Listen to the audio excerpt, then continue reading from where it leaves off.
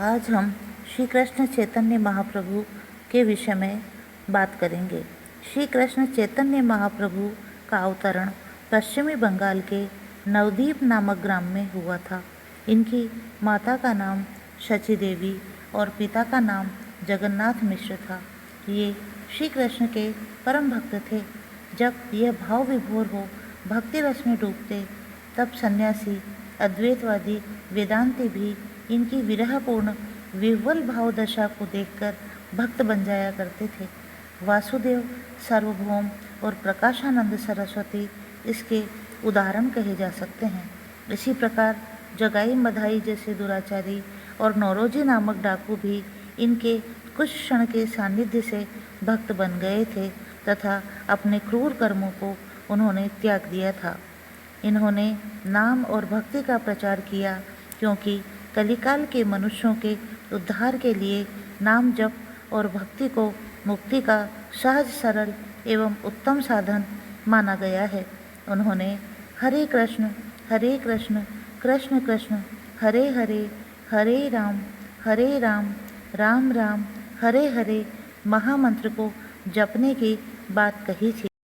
उन्होंने कहा कि मंत्र जपने से मानव दुखों से छूटकर परम धाम का अधिकारी बनता है। महाप्रभु का कहना था कि मानव को हृदय के काषायों से मुक्ति पाने का निरंतर प्रयास करते रहना चाहिए।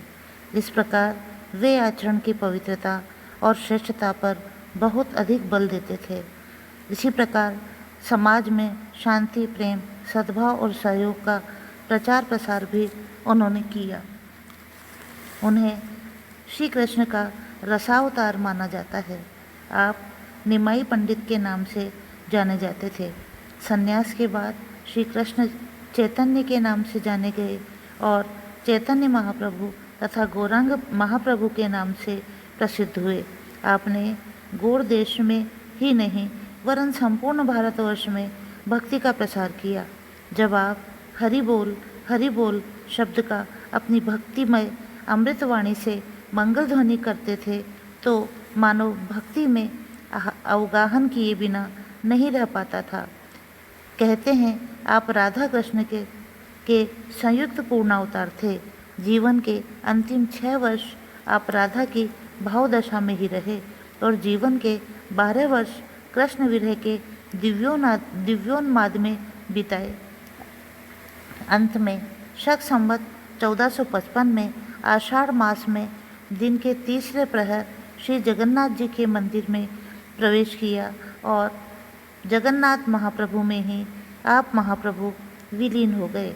आप 24 वर्ष की अवस्था तक गृहस्थाश्रम में रहे। आपकी पहली पत्नी लक्ष्मी देवी थी। उनकी मृत्यु के पश्चात विष्णुप्रिया जी से विवाह किया, परंतु आपका आचरण पत्नी के प्रति पवित्र ही रहा। आप न्यायशास्त्र के विद्वान थे तथा अपने न्याय पर ग्रंथ भी लिखा था, पर कहते हैं कि अपने मित्र की प्रसन्नता के लिए उन्होंने अपना ग्रंथ गंगा में बहा दिया था, जिससे मित्र का ग्रंथ दुनिया में जाना जा सके। आप कृष्ण के अवतार कहे जाते हैं। वहीं आपके मित्र निताई, जिनका नाम नित्यानंद था, बलराम जी के अवतार कहे गए हैं। श्री चैतन्य महाप्रभु ने कई असाध्य रोगियों को रोग मुक्त किया। उन्होंने निताई पंडित अर्थात नित्यानंद जी, जो कि बलराम जी के अवतार माने जाते हैं, को षड्भुज रूप में शंख चक्र गदा पद्म शारंग धनुष और मुरली लिए दर्शन दिए।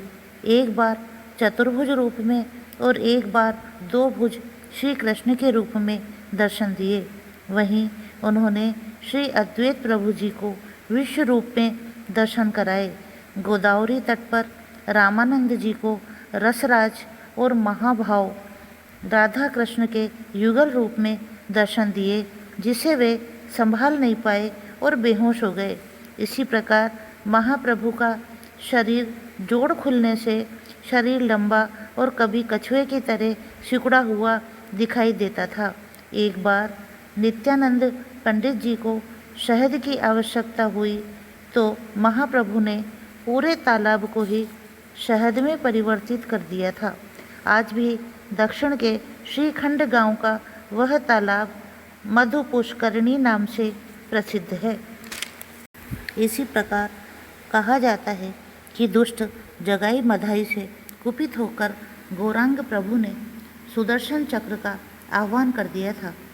फिर पंडित नित्यानंद जी के द्वारा यह स्मरण कराने पर कि यह अवतार आपका संहार के लिए नहीं उद्धार के लिए हुआ है, अतः दया कीजिए, महाप्रभु ने सुदर्शन को पुनः वापस भेज दिया था।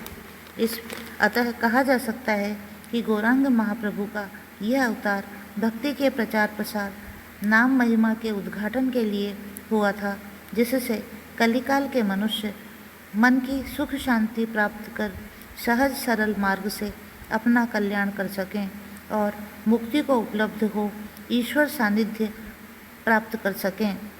तुलसी ने भी कुछ इसी प्रकार की बात कही कि कलिजुग केवल नाम आधारा, सुमिरि सुमिरि नर उतरहि पारा। इसी प्रकार भाव कुभाव अनख आलस हूँ, नाम जपत मंगल दिशि दस हूँ। अर्थात कलयुग के व्यक्तियों में भक्ति के प्रचार प्रसार के लिए, नाम जप की महिमा के उद्घाटन के लिए महाप्रभु का यह अवतार धरती पर हुआ था। धन्यवाद।